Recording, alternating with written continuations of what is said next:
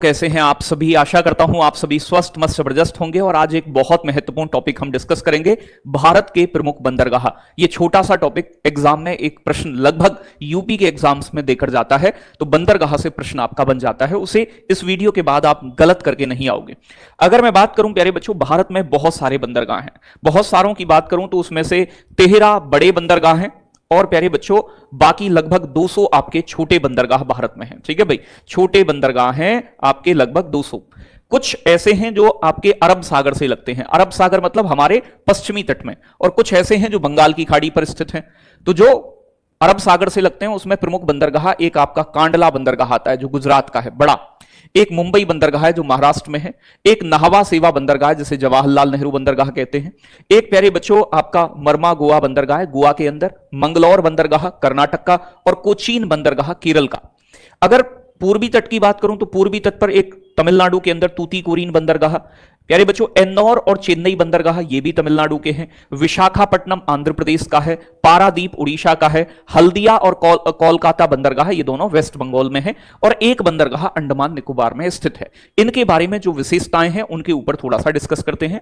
सबसे पहले बात करते हैं प्यारे बच्चों आपके जो पश्चिमी तट पर स्थित है। सबसे पहला आता है कांडला। कांडला बंदरगाह को कहां स्थित है? गुजरात के अंदर। तो गुजरात के कच्छ की खाड़ी में स्थित है कांडला बंदरगाह। इसे दीनदयाल उपाध्याय बंदरगाह के नाम से भी जानते हैं। यह एक ज्वारीय बंदरगाह है। अब आप कहोगे सर ज्वारीय बंदरगाह कैसे होते हैं? जहां ज्वारीय तरंगों के माध्यम से जहाज को तट तक पहुंचने में सहायता मिलती है, उसे हम ज्वारीय बंदरगाह कहते हैं।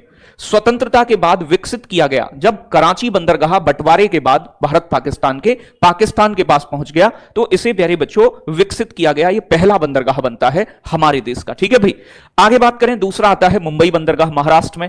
मुंबई बंदरगाह कहां है? महाराष्ट्र के अंदर। यह हमारे देश का सबसे बड़ा प्राकृतिक बंदरगाह। तो ज्वारीय बंदरगाह कांडला गुजरात में जिसे दीनदयाल उपाध्याय कहते हैं, और मुंबई बंदरगाह महाराष्ट्र में हमारे देश का सबसे बड़ा नेचुरल पोर्ट है। आगे बात करें नाहवा सेवा बंदरगाह, जिसे जवाहरलाल नेहरू बंदरगाह के नाम से जानते हैं। इस बंदरगाह का निर्माण मुंबई बंदरगाह से थोड़ी दूरी पर किया गया है, महाराष्ट्र में ही। ठीक है भाई, मुंबई में। यह देश का सबसे बड़ा कंटेनर बंदरगाह है। आप जानते हो ना, जो जहाज में सामान जाता है वो कंटेनर के माध्यम से लोड होकर जाता है। तो बेटा सबसे बड़ा भारत का कंटेनर बंदरगाह जवाहरलाल नेहरू नाहवा सेवा है। इस बंदरगाह का निर्माण मुंबई बंदरगाह का जो भार है, मतलब ट्रैफिक है, उसे कम करने के लिए किया गया था। ठीक है जी, आगे बात करेंगे, तीसरा वाला आता है आपका मरमा गोवा बंदरगाह। तो मरमा गोवा बंदरगाह गोवा के अंदर है, और यह ज्वारी नदी के मुहाने पर बना है। यह लोहे अयस्क का निर्यात करता है, तो गोवा के अंदर है, यहां से भारत अपना लोहा एक्सपोर्ट करता है। साथ के साथ न्यू मंगलौर कर्नाटक के न्यू मंगलौर बंदरगाह से भी लोहे का निर्यात होता है। एक कोचीन बंदरगाह है जो केरल के अंदर है, यह अरब सागर की रानी कहलाता है, और यह एक प्राकृतिक बंदरगाह है, और यह लेगून के किनारे पर स्थित बंदरगाह। लेगून जानते हो, झील, वेम्बानाड झील जो केरल के अंदर है, किसी लेगून के किनारे पर स्थित है। तो पेपर में अगर पूछ ले कौन सा बंदरगाह लेगून के तट पर स्थित है, तो लेगून के तट पर स्थित है कोचीन। इसे अरब सागर की रानी कहा जाता है, कोची बंदरगाह को। तो ये 6 प्रमुख बंदरगाह हमारे पश्चिमी तट पर स्थित हैं। अब बात करते हैं पूर्वी तट की। तो प्यारे बच्चों सबसे नीचे वैसे यहां तूतीकोरिन है, नीचे की साइड आओगे आप। ठीक है भाई, तो सबसे नीचे पड़ता है तूतीकोरिन, एन्नौर और चेन्नई ऊपर पड़ते हैं। ठीक है, तो क्रम के चक्कर में उधर मत जाइएगा। तो बात करते हैं चेन्नई बंदरगाह। चेन्नई बंदरगाह तमिलनाडु के अंदर है। यह भारत का सबसे बड़ा आर्टिफिशियल बंदरगाह। एक तो बंदरगाह ऐसा जहां नेचर ने ऐसी स्थिति पैदा की है कि जहाज आके रुक सके, लेकिन एक हम खुद से बनाते हैं, मनुष्य बनाता है जिससे कि जहाज आसानी से आके रुक सके। तो हमारे द्वारा बनाया गया है, यह सबसे बड़ा कृत्रिम बंदरगाह है। यह हमारे देश का दूसरा बड़ा कंटेनर बंदरगाह है।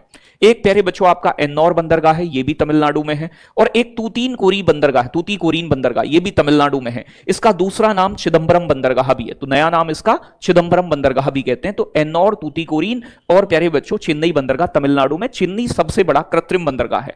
फिर आता है विशाखापट्टनम, आंध्र प्रदेश का। यह सबसे गहरा बंदरगाह है हमारे देश का।